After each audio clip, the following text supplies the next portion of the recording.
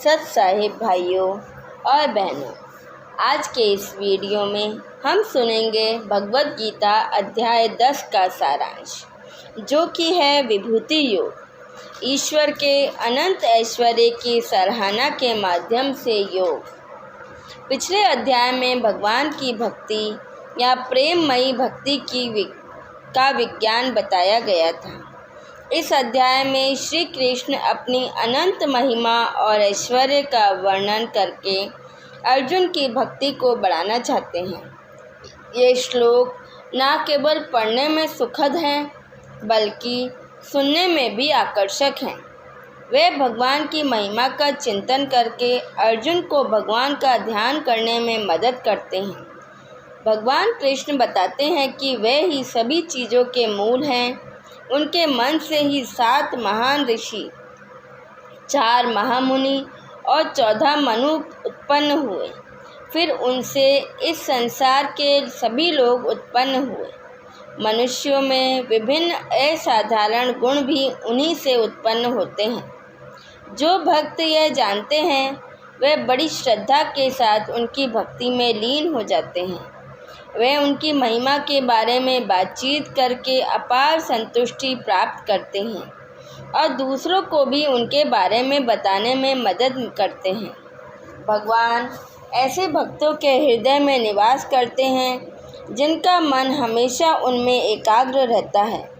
फिर वे उन्हें अपना दिव्य ज्ञान प्रदान करते हैं, जिसके माध्यम से वे ईश्वर साक्षात्कार प्राप्त कर सकते हैं। अब अर्जुन को पूर्ण विश्वास हो गया है कि श्री कृष्ण ही सर्वोच्च दिव्य व्यक्तित्व हैं और उनसे उनकी दिव्य महिमा का और अधिक वर्णन करने का अनुरोध करते हैं, जो दिव्य अमृत के समान है। तब श्री कृष्ण बताते हैं कि जो कुछ भी विद्यमान है, वह उनकी शक्तियों की अभिव्यक्ति है। वह सभी का आदि, मध्य और अंत हैं। सभी प्राणी और वस्तुएं उनसे ही अपनी महिमा प्राप्त करती हैं। वे वैभव के शक्ति स्रोत हैं और ज्ञान, शक्ति, सौंदर्य और महिमा के अनंत भंडार हैं। जो कुछ भी हमारी कल्पना को पकड़ लेता है और हमें आनंद से भर देता है, वह उनके ऐश्वर्य की एक छोटी सी चिंगारी के अलावा और कुछ नहीं है। शेष अध्याय में उन व्यक्तित्वों, वस्तुओं और गतिविधियों का वर्णन किया गया है जो उनकी महिमा को सर्वोत्तम रूप से प्रदर्शित करते हैं। श्री कृष्ण अंत में कहते हैं कि उनकी महिमा का परिमाण शब्दों में वर्णित नहीं किया जा सकता, क्योंकि अपने अस्तित्व के एक अंश में वह अनंत ब्रह्मांडों को धारण करते हैं। चूँकि भगवान सभी वैभव और महिमा के स्रोत हैं, इसलिए हमें उन्हें अपनी भक्ति का पात्र बनाना चाहिए। भगवद गीता अध्याय 10 के श्लोक 1 में भगवान कहते हैं कि हे महाबाहु, मेरी दिव्य शिक्षाओं को फिर से सुनो, क्योंकि तुम मेरे प्रिय मित्र हो। इसलिए मैं तुम्हारा कल्याण चाहता हूँ और तुम्हें बताता हूँ। ना तो देवगण और ना ही महान ऋषिगण मेरी उत्पत्ति को जानते हैं। मैं ही वह स्रोत हूँ जहाँ से देवता और महान ऋषिगण आते हैं।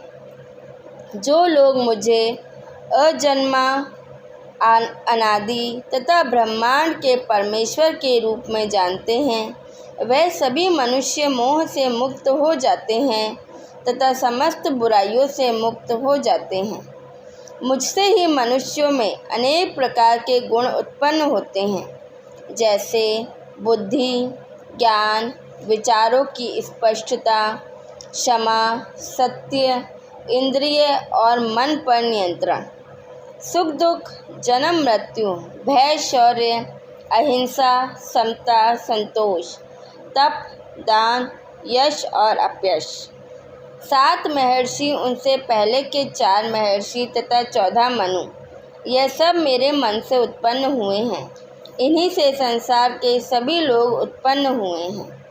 जो लोग मेरी महिमा और दिव्य शक्तियों को सत्य रूप से जानते हैं, वे अविचल भक्ति योग के द्वारा मेरे साथ एक हो जाते हैं। इसमें कोई संदेह नहीं है।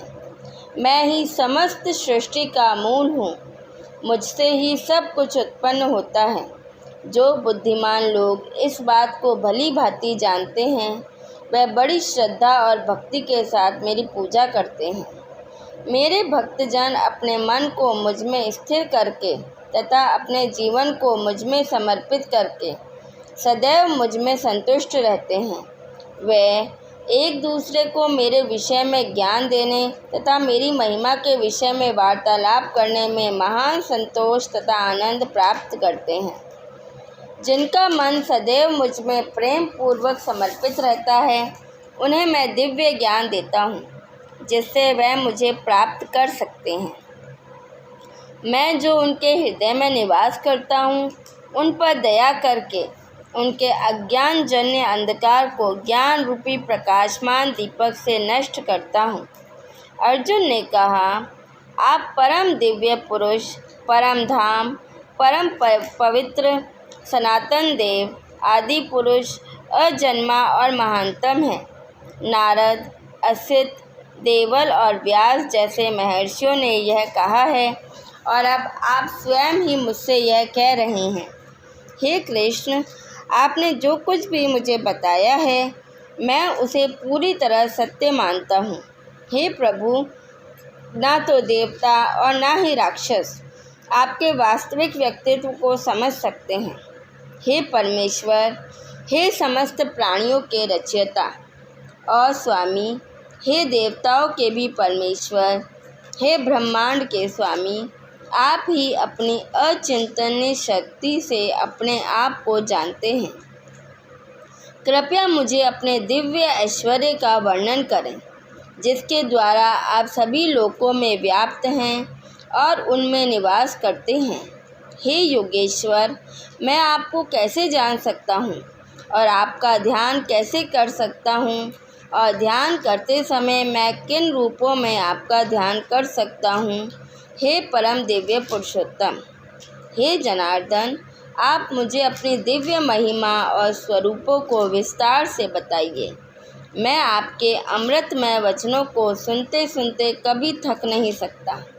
भगवान बोले, हे कुरुक्षेत्र, अब मैं तुमसे अपनी दिव्य महिमा का संक्षेप में वर्णन करूँगा, क्योंकि उनके विस्तार का अंत नहीं है। हे अर्जुन, मैं सभी जीवों के हृदय में विराजमान हूँ। मैं सभी प्राणियों का आदि, मध्य और अंत हूँ। अदिति के 12 पुत्रों में मैं विष्णु हूँ। प्रकाशमान वस्तुओं में मैं सूर्य हूँ। मरुतों में मरीचि और रात्रि के आकाश के तारों में चंद्रमा ही मुझे जानो। मैं वेदों में सामवेद हूँ और देवताओं में इंद्र हूँ। इंद्रियों में मन हूँ और प्राणियों में चेतना हूँ। रुद्रों में तुम मुझे शंकर समझो। अर्धदेवों और दैत्यों में मैं कुबेर हूँ। वसुओं में मैं अग्नि हूँ और पर्वतों में मैं मरु हूँ। हे अर्जुन, पुरोहितों में मैं बृहस्पति हूँ। योद्धाओं में मैं कार्तिकेय हूँ तथा जल के जलाशयों में मुझे समुद्र समझो। हे महान ऋषियों में भृंगु हूँ और ध्वनियों में दिव्य ओम हूँ। मंत्रों में मुझे पवित्र नाम का जप समझो। अचल वस्तुओं में मैं हिमालय हूँ। वृक्षों में मैं पीपल हूँ। देव ऋषियों में मैं नारद हूँ। गंधर्वों में मैं चित्ररथ हूँ। सिद्धों में मैं कपिल मुनि हूँ। घोड़ों में मुझे उच्चैश्रव जान, जो अमृत सागर के मंथन से उत्पन्न हुआ है। मैं समस्त हाथियों में ऐरावत हूँ और मनुष्यों में राजा हूँ। मैं शस्त्रों में वज्र हूँ। गौओं में कामधेनु हूँ। मैं प्रेम का देवता हूँ। मैं संतान उत्पत्ति के सभी कारणों में कामदेव हूँ और मैं सर्पों में वासुकी हूँ। मैं सर्पों में अनंत हूँ। जलचरों में वरुण हूँ। पितरों में अयर्म हूँ। विधि विधान करने वालों में मैं मृत्यु का देवता यमराज हूँ। मैं दैत्यों में प्रहलाद हूँ और सब नियंत्रण करने वालों में मैं काल हूँ। मुझे पशुओं में सिंह और पक्षियों में गरुड़ जानो। पवित्र करने वालों में मैं वायु हूँ। शस्त्रधारियों में मैं राम हूँ, जलचरों में मैं मगरमच्छ हूँ तथा बहती नदियों में मैं गंगा हूँ। हे अर्जुन, मुझे ही समस्त सृष्टि का आदि, मध्य और अंत समझो। विधाओं में मैं ही अध्यात्म शास्त्र हूँ और शास्त्रार्थ में मैं ही तार्किक निष्कर्ष हूँ। मैं सभी अक्षरों में आरंभिक अ हूँ। व्याकरणीय यौगिकों में द्विशब्द हूँ। मैं अनंत काल हूँ और सृष्टिकर्ताओं में ब्रह्मा हूँ। मैं सर्वभक्षी मृत्यु हूँ और जो कुछ अभी होना है उसका मूल भी मैं ही हूँ। स्त्रीयोचित गुणों में मैं यश, समृद्धि, उत्तम वाणी, स्मृति, बुद्धि, साहस और क्षमा हूँ। सामवेद के मंत्रों में मुझे ब्रह्मस्मृत जानो। काव्यात्मक छंदों में मैं गायत्री हूँ। हिंदू पंचांग के 12 महीनों में मैं मार्गशीर्ष हूँ तथा ऋतुओं में मैं बसंत हूँ जो पुष्पों को जन्म देता है। मैं धोखेबाजों का जुआ हूँ और वैभवशाली लोगों का वैभव हूँ। मैं विजयी लोगों की विजय हूँ, दृढ़ निश्चयी लोगों का संकल्प हूँ और पुण्य आत्माओं का पुण्य हूँ। वृषिरंशियों में मैं कृष्ण हूँ, पांडवों में मैं अर्जुन हूँ। मुझे मुनियों में वेदव्यास और महामुनियों में शुक्राचार्य जानो। मैं अधर्म को रोकने के उपायों में न्यायपूर्ण दंड हूँ और विजय चाहने वालों में उचित आचरण हूँ। रहस्यों में मैं मौन हूँ और बुद्धिमानों में मैं उनकी बुद्धि हूँ। हे अर्जुन, मैं समस्त प्राणियों का मूल बीज हूँ। मेरे बिना कोई भी चर या अचर प्राणी नहीं रह सकता। हे शत्रुओं पर विजय पाने वाले, मेरी दिव्य अभिव्यक्तियों का कोई अंत नहीं है।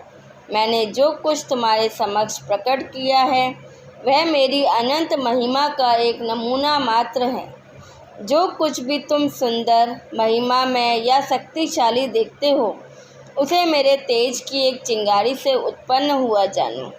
हे अर्जुन, इस विस्तृत ज्ञान की क्या आवश्यकता है?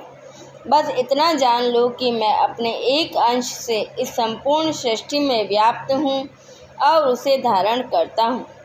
सत साहिब।